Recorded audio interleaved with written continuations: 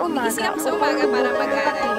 Gumigising ako sa umaga para makita yung mga crush ko. Gumigising ako sa umaga para mahalin ka. Para maalagaan ng mga pasyente. Ako para magpasaya ng ibang Gumigising tao. ako sa umaga para makasama pa ng isang araw ang aking mga Gumigising ako sa umaga para Gumigising sa mga ako taong sa umaga nagmamahal sa akin. para Gumigising mapagsimbahan ako ng sa isang umaga para katotohanan. makatulong sa ibang tao.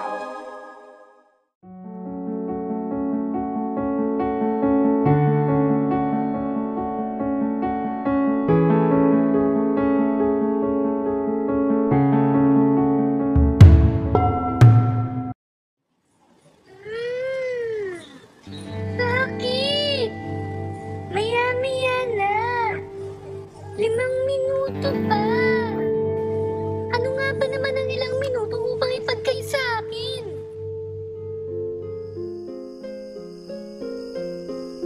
Musmus pa lamang ako at siyang dapat unawain. Isa pa, wala rin naman akong naiisip na maaari kong gawin. Isang araw na naman ito upang ako ay matuto. Kasama ang aking ina, si Doña Teodora. Matyaga niya akong binantayan at tinuruan. At aking natutunan ang kwento ng gamu-gamu. Ang hirap pala. Mahirap palang tawirin na nagbabagang ako'y. Ang mga bagay na hindi nararapat sa akin. Gayunpaman, natuto ko ng isang aralin na aking dadalhin habang buhay.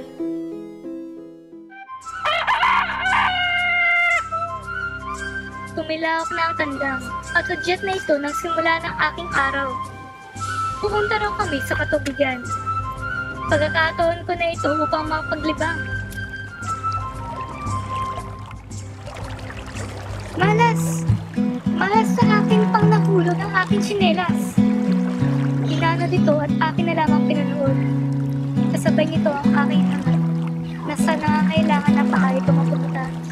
Anong silbi ng natitira kong tsinelas kung ang kabiyak nito ay nawalay? Ika'y akin na lamang isasama upang muli kayong mapulit at mapakinabangan.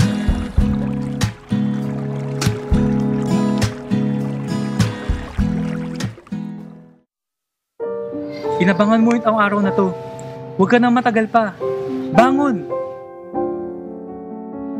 Sa wakas, nakita ko rin ang aking iniibig. Maganda, mainhin, maunawain, at may takot sa Diyos. Isa kang larawan ng aking babaeng pinangarap. At I miss.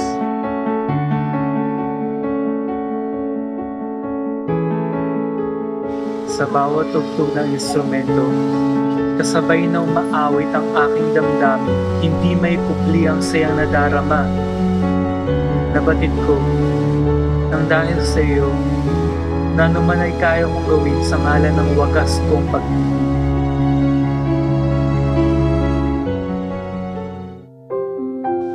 Gigising ako ngayon na may malinaw na pakay. Kaganapan ito ng aking pangarap na maging isang mahusay na manggagamot. Utang ko ito sa aking pinakamamahal na ina. Tinitignan ko ang iyong mga mata na tila ba'y may malalim ng pagkahulugan ng iyong nawawalang paningin. Marahil din nahanda ka ng Panginoon sa isang kaganapang hindi niya nais na masilayan na isang alagad na iyong katulad. Huwag kang mabahala. Titiyakin ko na ikaw ay ligtas sa lipunang iyong ginagalawan habang ikaw ay may kahinaan.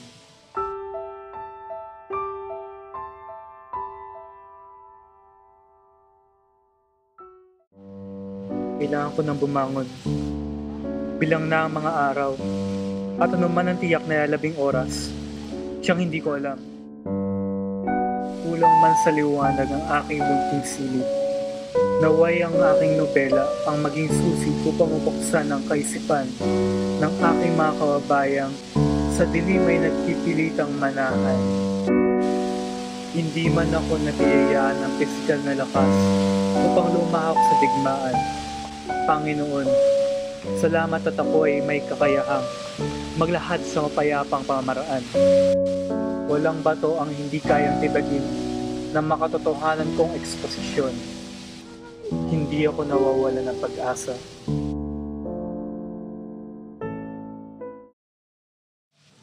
Isa itong umaga na hindi ko maaaring pagpaliban na masilayan.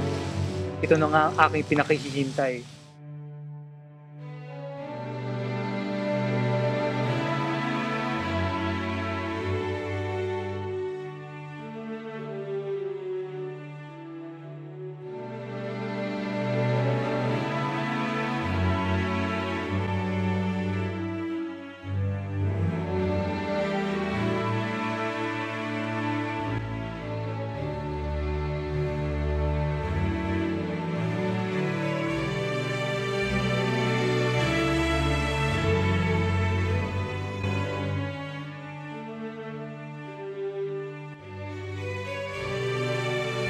Panginoon, hinulma mo ako sa pamamagitan ng mga karanasang hindi ko sukat akalain ay aking malalampasan. Aking panalangin ng inyong katarungan ang siyang matanggap ng aking mga kabayan. Sinuong ko ang apoy at aking haharapin ang sa iyong mga mata ay tugmang kaparusahan.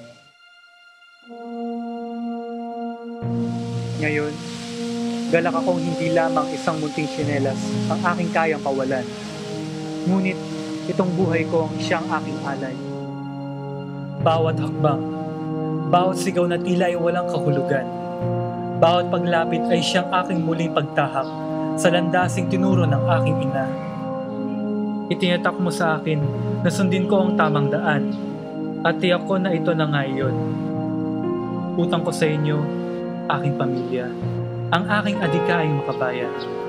Salamat sa halimbawang inyong iniwan. Nakatayo ako, pinalilibutan ng mga dayuhang hindi ko kailanman nakasalamuha. Nakatutok sa akin ang mga baril. Ang puso ko ay hindi lamang nababahala. Hindi man patas na naging laban, ako ay tiyak na nagampanan ko na ang aking bahagi. Lilisan ako, ngunit malinaw kong naiwan ang aking mga bakas. Hindi ko kailanman pinagsisiyan ang kawalan ng aking munting buhay para sa iyo, aking Pilipinas. Sa huli, nalaman ko na rin, aking Panginoon, kung bakit ako gumigising sa umaga. Ito ang kasagutan.